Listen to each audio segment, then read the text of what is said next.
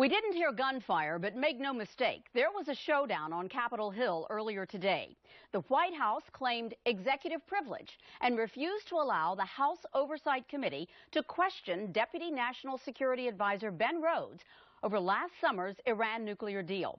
Now, this committee is investigating whether Rhodes misled Congress and, in fact, the American people about what that deal actually contains.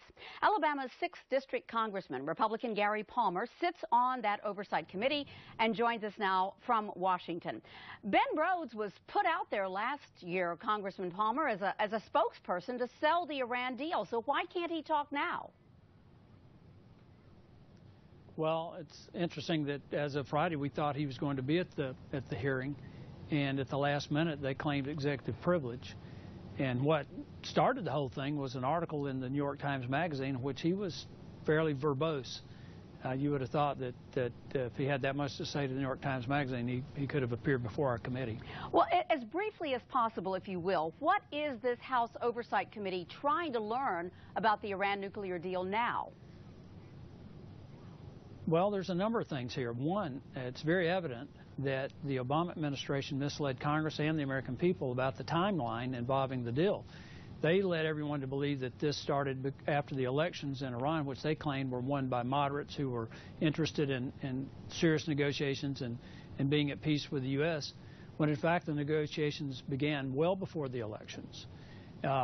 They also misled Congress about the agreement in and of itself.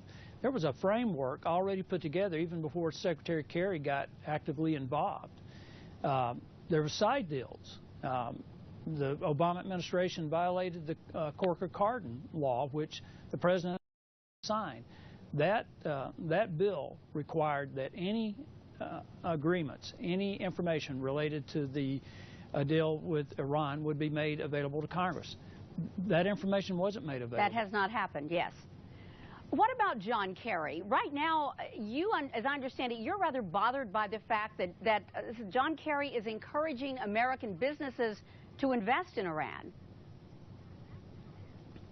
Well, it almost comes across as he has a conflict of interest. I honestly don't understand what his position on this or what the U.S. position on Iran really is. You know, Kerry made a statement back in December of 2013 that he was the lead negotiator on the agreement, which I believe was factually incorrect.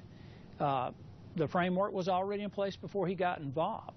He basically, by the time he got involved, he was basically giving away things on the agreement, including the agreement to allow Iran to buy conventional arms. We've got about 30 seconds left. There's other things about this. I'm sorry, sir. We've got about 30 seconds left, and I want to know what your next step is since Ben Rhodes was a no-show today.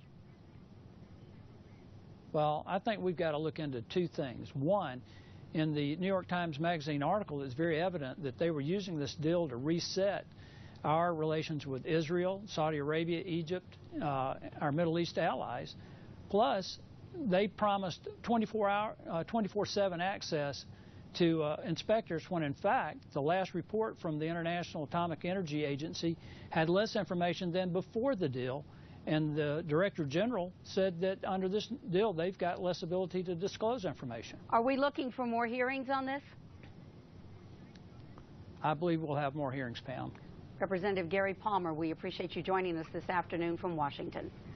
Another long day and an